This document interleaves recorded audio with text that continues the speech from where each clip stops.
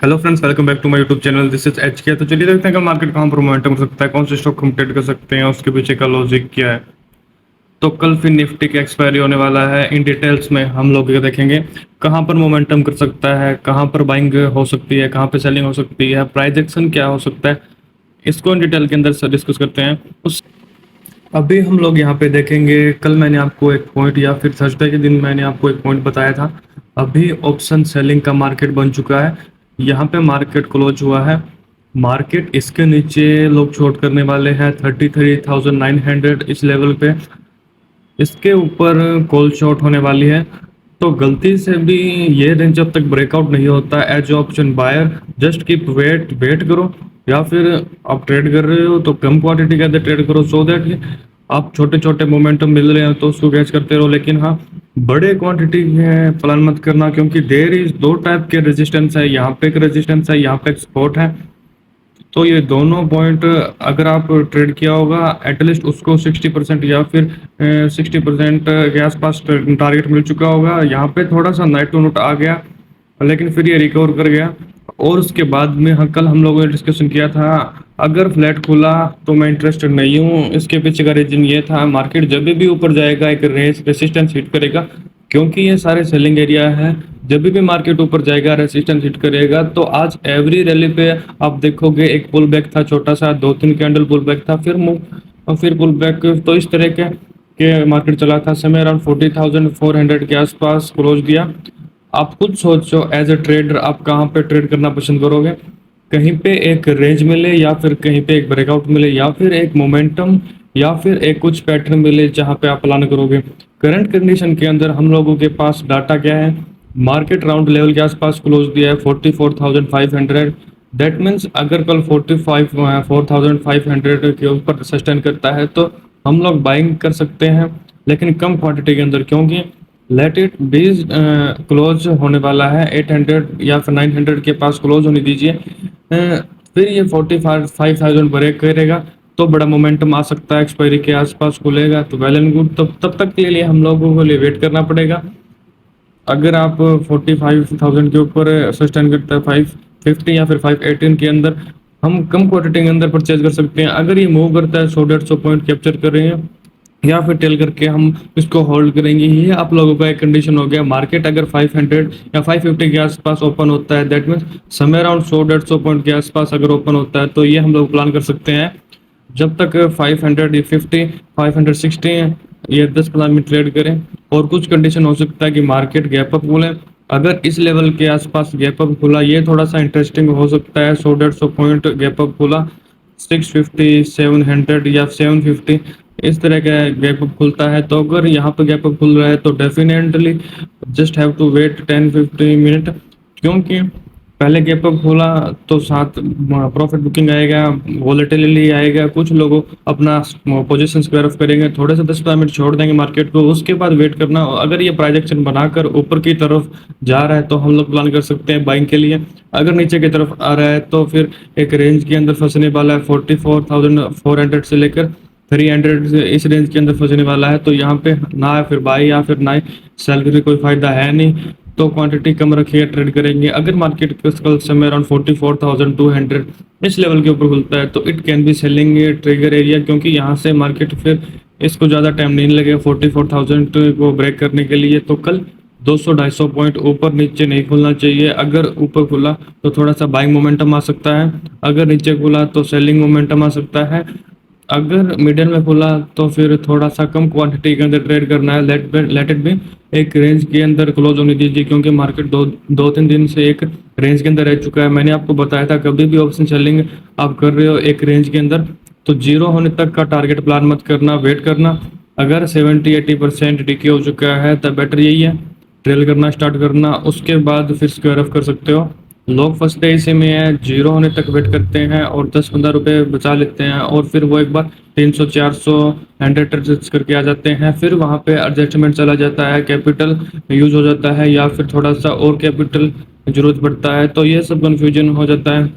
हम लोगों को एक मान लीजिए 10 रुपए का स्टॉक मूव किया है 100 रुपए तक, 40 से लेकर ये 80 तक हम लोगों ने कैप्चर किया है, तो कोई 10 रुपए से 100 खरीद कर 100 रुपए तक नहीं बेच सकता है। अगर आप यही गलती करके फंस सकते हो, तो मुझे कभी कभी ये समझ में आया था कि लोग फंडामेंटल स्टॉक्स में यूज करते हैं, ऑप्शन सेलिंग में यूज करते हैं, नहीं करते। ऑप्शन बाइंग में अलग हो जाता है, इक्विटी के अंदर अलग हो जाता है। कॉन्सेप्ट अगर हम सेम रखेंगे, सारी चीज़ें प्राइस इमोशन से काम आता है।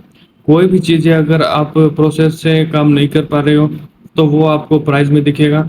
अगर लिक्विडिटी नहीं है तो प्राइस एक्शन कोई काम का नहीं है। अगर मासेस वहाँ पर रिएक्ट कर रहा है तो प्राइस के अंदर दिखेगा।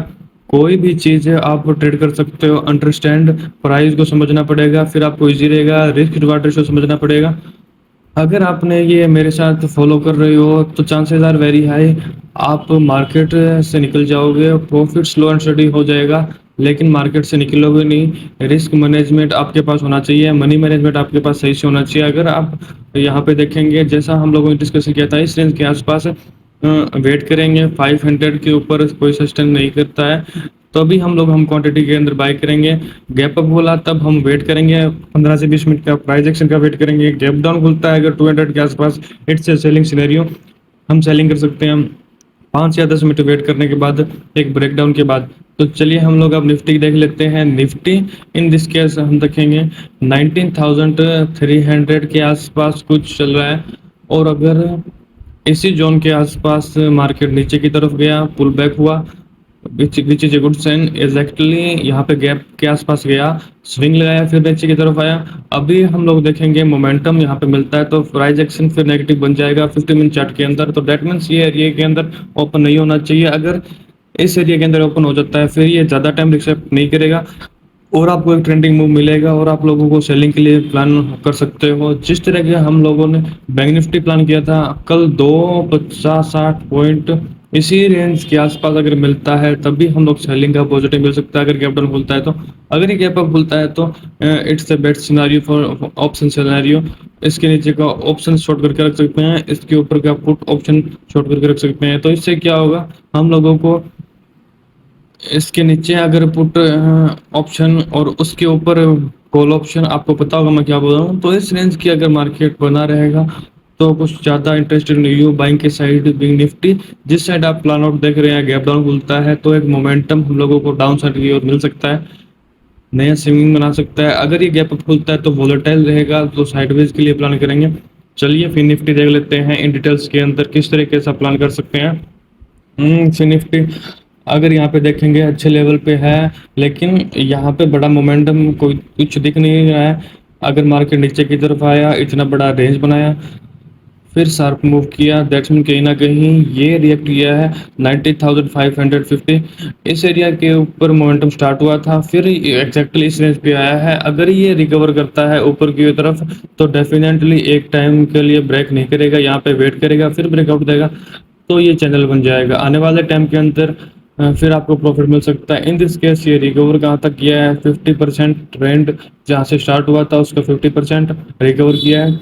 तो इधर ये बाइंग का सिनेरियो था। एक कंडीशन आ सकता है, बहुत बड़ा गैप अप खुले या फिर बहुत बड़ा गैप अप डाउन खुले, तो ये दोनों केस के अंदर बाय और सेल प्लान कर सकते हैं। गैप अप खुला तो बाई कम क्वांटिटी के अंदर, अगर गैप डाउन खुला तो चांसेस ये है कि फिर से ये ब्रेक करके निकल जाएगा नीचे की तरफ, और प्राइस एक्शन समय अराउंड इस तरीके से दिखाई देगा। अगर कल 640 या फिर इस रेंज के आसपास कहीं पे मार्केट खुलता है, समय अराउंड 70-80-100 पॉइंट, या फिर लेट से इमेजिन 50 पॉइंट के बिलो या फिर 70 पॉइंट के नीचे आसपास कहीं खुलता है, तो ये सेलिंग का प्रेशर आ सकता है। तो हम लोग क्या प्लान कर सकते हैं, 5 मिनट ब्रेकआउट या फिर 15 मिनट ब्रेकआउट के अंदर हम प्लान कर सकते हैं। जब ये ब्रेकडाउन देगा नीचे की तरफ तब हम लोग प्लान कर सकते हैं सेल करने के लिए, एंड वेट करेंगे अपना पोजीशन को होल्ड रखने के लिए।